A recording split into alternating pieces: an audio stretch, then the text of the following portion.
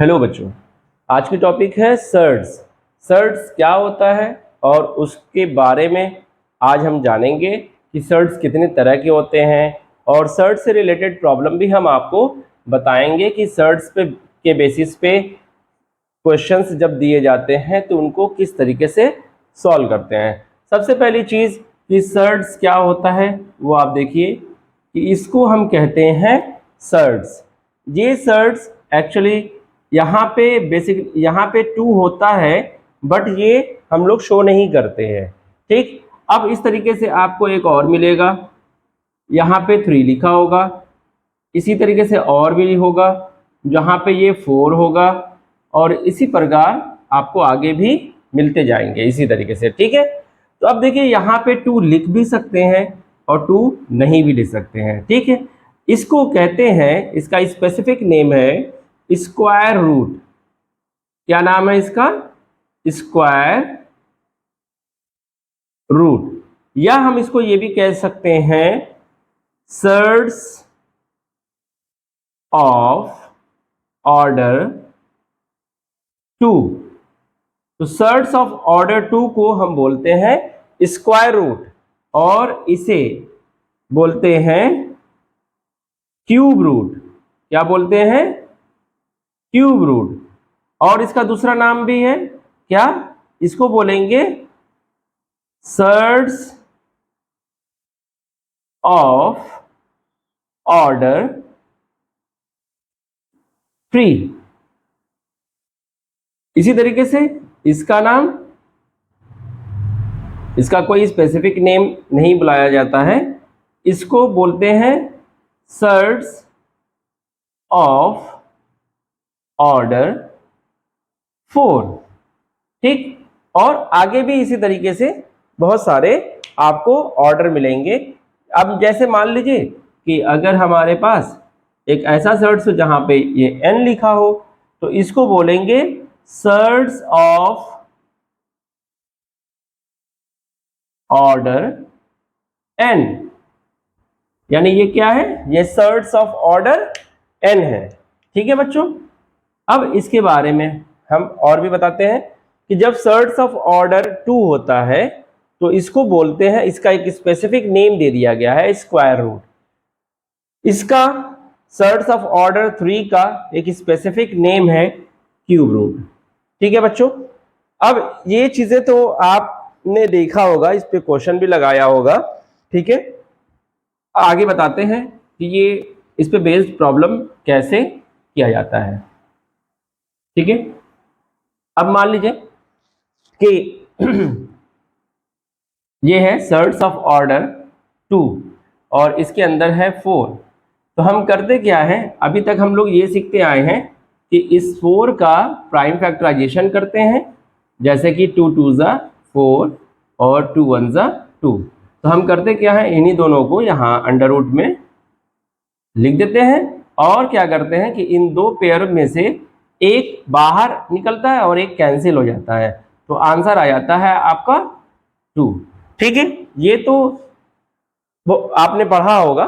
और आज जो हम बताने वाले हैं वो ये कि अगर इस तरीके की चीजें दिखती हैं तो यहाँ पे जितना ऑर्डर होता है, सपोज दैट कि अगर सर्ड्स है ऑर्डर 2 का और इसके अंदर है x, तो ये हो जाता है यहाँ पे जो 2 होता है इसके पावर रेसिप्रोकल फॉर्म में 1/2 हो जाएगा।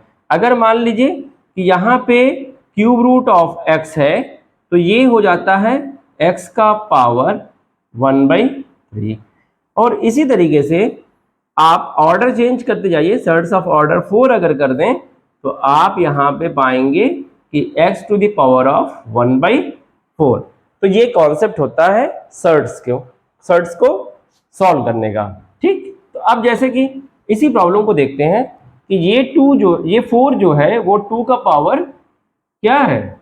2 का पावर 2 है। ठीक है, तो अब बच्चों देखिए इसी सर्ड्स ऑफ ऑर्डर 2 के प्रॉब्लम को हम कैसे सॉल्व करते हैं। ये है 4 का पावर हाफ बोल सकते हैं, क्योंकि यहाँ पे ऑर्डर कितना है? 2। तो अब ये 4 को हम फैक्टराइजेशन फॉर्म में कैसे रख सकते हैं? एक्सपोनेंट फॉर्म में 2 का पावर 2 और इस पे होल पावर 1/2।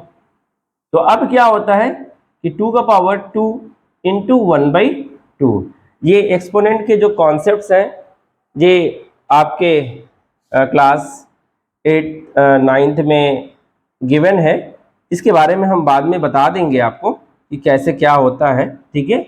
आप इसको देखिए, 2 और ये 2 कैंसिल हो जाएगा और हो जाएगा 2 का पावर 1, या हम इसको कह लें 2, ठीक है। समझ में आ रहा है? तो ये आंसर क्या हो जाएगा 2। इसी तरीके के हम और भी प्रॉब्लम सॉल्व करते हैं। जैसे मान लीजिए कि अगर हम अंडर रूट या स्क्वायर रूट ऑफ 9 अगर ले लें, यहाँ पे 9 ले लेते हैं, ठीक है। तो ये क्या हो जाता है हमारा 9 का पावर 1/2। अब ये क्या हो जाएगा, ये हो जाएगा 3 स्क्वायर। 9 को हम क्या लिख सकते हैं 3 का स्क्वायर, और ये पावर 1/2।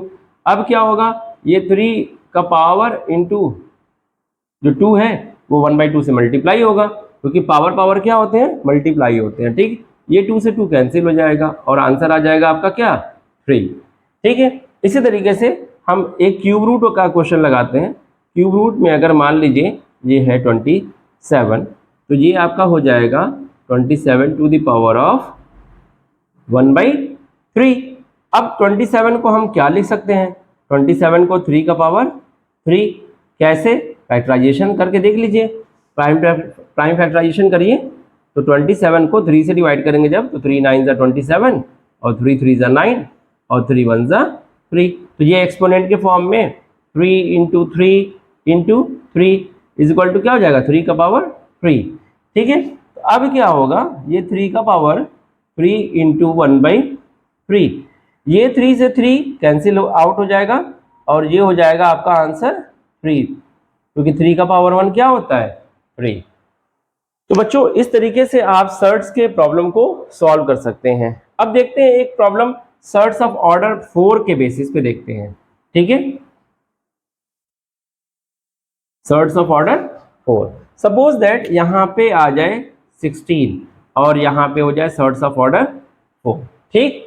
तो अब सर्ट्स ऑफ ऑर्डर 4 को हम कैसे सॉल्व करेंगे, देखिए बच्चों, सॉरी, ये आपका हो जाएगा 16 टू द पावर ऑफ 1/4, और आप जानते हैं कि 16 का प्राइम फैक्टराइजेशन कैसे होता है, 2 8 ज़ा 16, 2 4 ज़ा 8 और 2 2 ज़ा 4 और 2 1 ज़ा 2।